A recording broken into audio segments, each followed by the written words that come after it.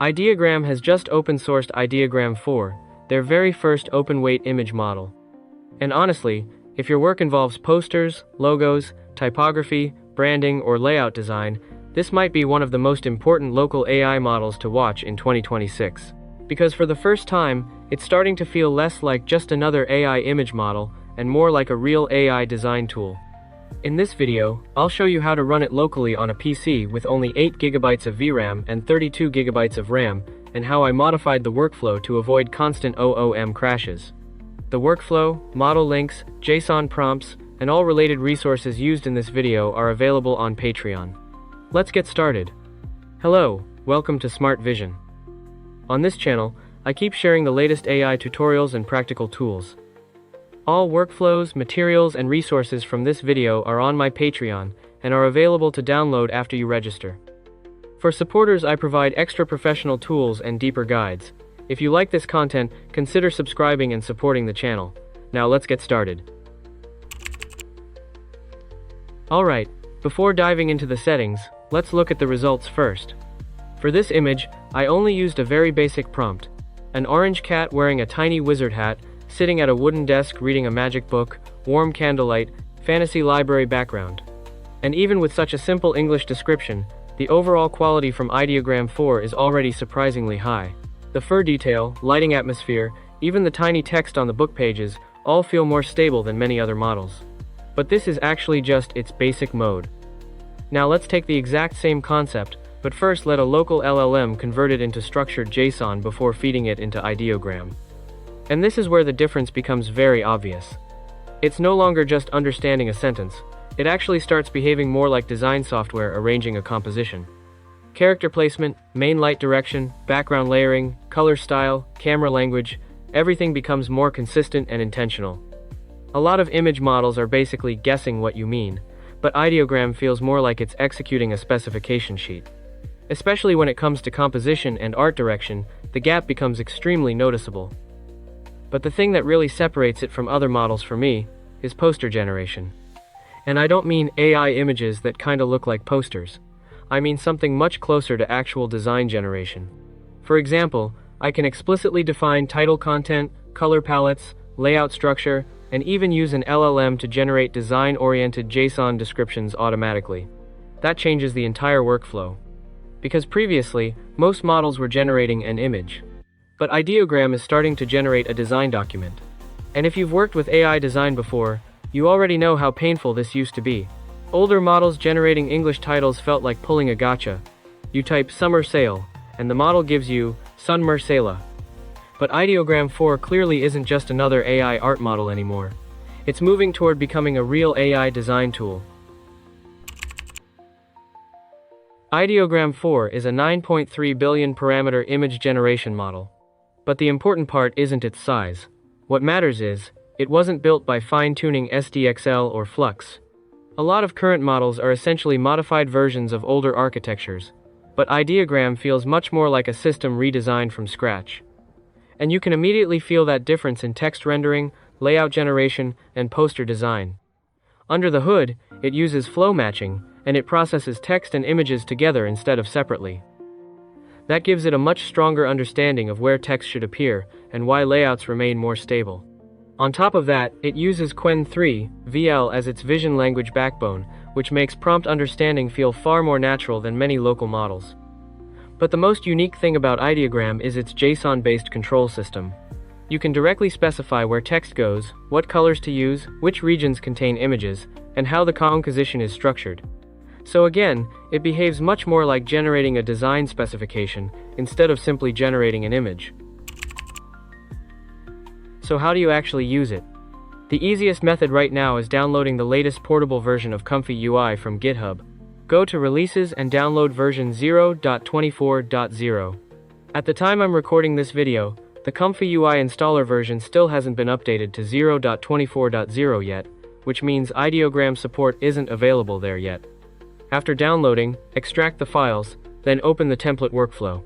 At that point, ComfyUI will prompt you to download the Ideogram model. You don't necessarily need to use the official FP8 version, because it may not be very consumer PC friendly. Instead, you can open the Hugging Face integration inside ComfyUI and download the NF4 Quantized version. That version allows Ideogram to run even on PCs with only 8GB VRAM. Yes, image quality may drop slightly, but we can recover a lot of that quality later using other techniques. One more important thing to mention: Ideogram currently uses a non-commercial license. That means research, experimentation, learning, and personal use are completely fine. But if you plan to use generated content commercially, make sure you carefully review the license terms first. At first glance, this workflow may look complicated, but it can actually be divided into a few simple sections. On the left, resolution control. In the middle, model loading and prompts. And on the right, sampling and generation. One unique thing about Ideogram is that it uses dual model CFG, and instead of traditional clip, its backbone is Qwen3 VL. That gives it dramatically stronger understanding of text and layouts compared to many other models. And that design philosophy also carries over into the workflow itself. One thing worth paying attention to here is that the workflow uses two separate nodes, CFG override and dual model CFG guider. What they essentially do is split CFG into different stages during sampling. In this setup, the first 70% of the steps use CFG equals 7, while the final 30% switch down to CFG equals 3. The advantage of this approach is that it reduces over-sharpening and color shifting during the later stages of generation, while also helping text rendering and fine detail converge more naturally. And honestly, this reminds me a lot of the strategy used in WAN 2.2. Instead of trying to force every detail from the very beginning, the model first establishes the major structure and composition, then gradually refines smaller details afterward. In a way, it's actually pretty similar to how humans observe images. We usually look at the overall scene first, then slowly focus on finer details.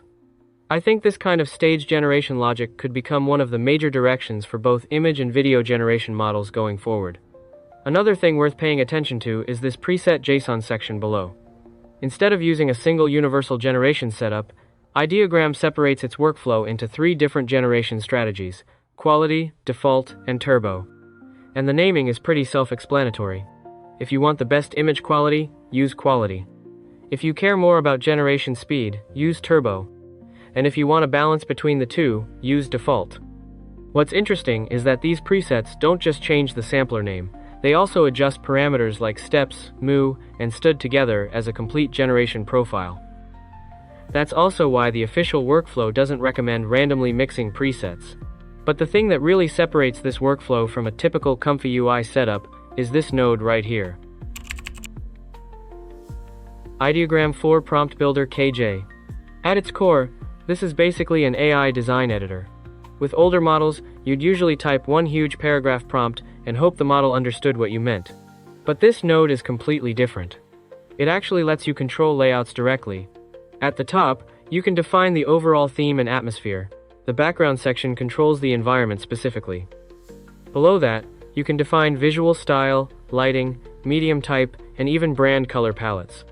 If you work on posters or branding, I highly recommend setting the medium to graphic design, because Ideogram responds extremely well to design-oriented descriptions. But the real magic is this canvas section below. You can literally drag and position blocks. Each box represents an element inside the composition. For example, where the title goes, where the logo appears, where the CTA button should sit. You can even define, this region is text, this region is the main visual. That's why Ideogram feels fundamentally different for poster design, because now, it actually has layout awareness. And if you don't want to handwrite JSON manually, the official workflow can even connect to a local LLM. You simply load a model through Ollama, connect the provided system prompt, and it can automatically generate JSON prompts for you. Installing Ollama is very simple. You just need to search for it on Google, download it, and install it. After the installation is complete, just make sure your settings are configured like this. For local models, I personally recommend Gemma 412B.